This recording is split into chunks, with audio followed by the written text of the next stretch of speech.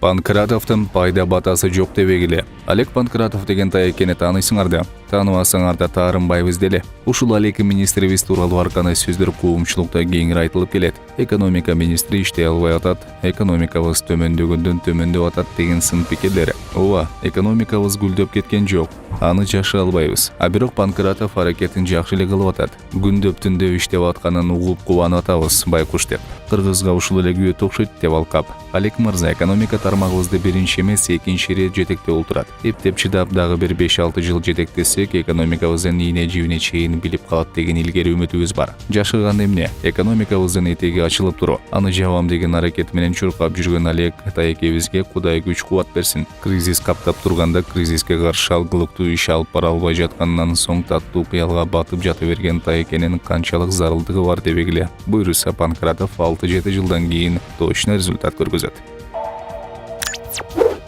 Эчак эле камала турган Улан Рыскуловдун эркиндикте жүргөнү бизге табышмак.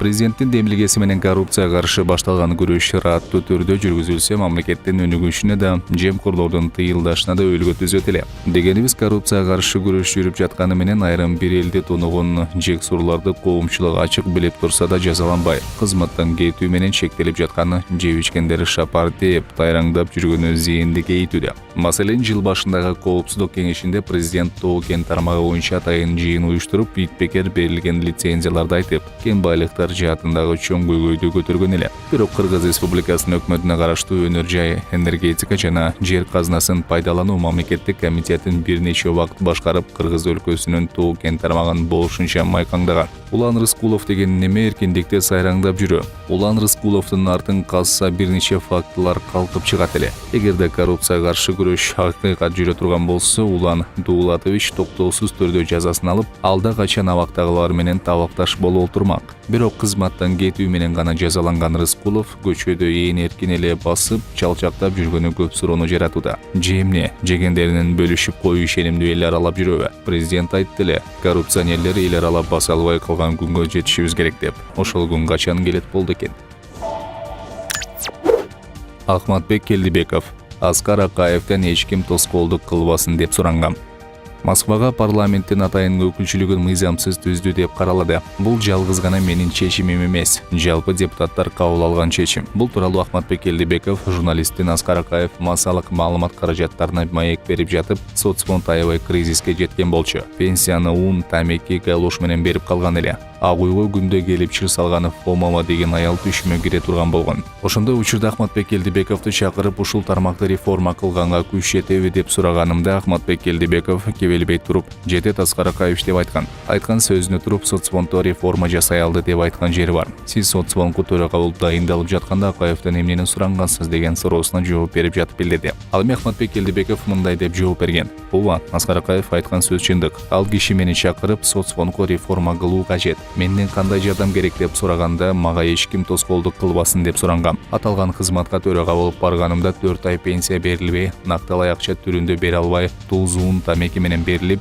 шериктеш фонддорго миллиарддаган сом карыз болуп калган экен. Мен төрага болуп турганда 2 күндөн кийин пенсияны ун, туз, тамеки менен бергенде токтотком. Ошондо соцфонддогу кесиптештерим бул көп турбайт. Азыр 4 айдын пенсиясы берилбей турса, дагы 3-4 ай кошулат. Биз акча жок, ун, туз менен жаап жатпайбызбы дешкен. Бирок 1 жыл 4 ай дегенде пенсияны акчалай бергенге жетиштик.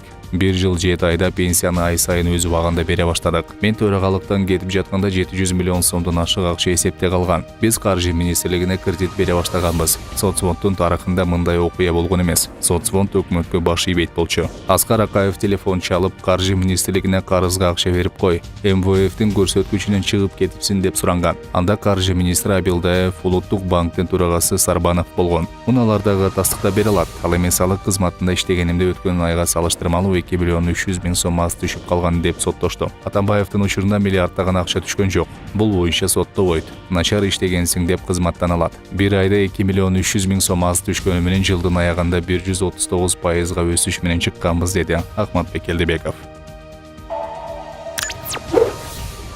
Гимнаст кыздын 2 буту чорт сынып кетти. Мелдеш учурундагы видео. Америкалык гимнаст кыз Саманта Керрио студенттик спорт боюнча улуттук ассоциациясы уюштурган мелдеште 2 бутун тең сындырып алды. Бул тууралуу Mirror Online басылмасы жазды. Спортчу үчүн тагдыр чечкен эримен видеого түшүп калган. Кадрларда көрүнүп тургандай спортчу секирип келип туура эмес түшүп калгандыктан 2 буту тизесинен ылдыйраак жерден сынып кеткенин көрүүгө болот. Алабама штатындагы Оберн университетинин атынан чыккан кыз бул окуядан кийин спорттук карьерасын жыйынтыктаганын билдирди. An aerospace engineering major. Such an impressive young lady. Let's see how high she flies right here. Yep. Ooh! And I think she may be hurt. It looked like that ankle came down very awkwardly, and she is obviously in some pain. Tough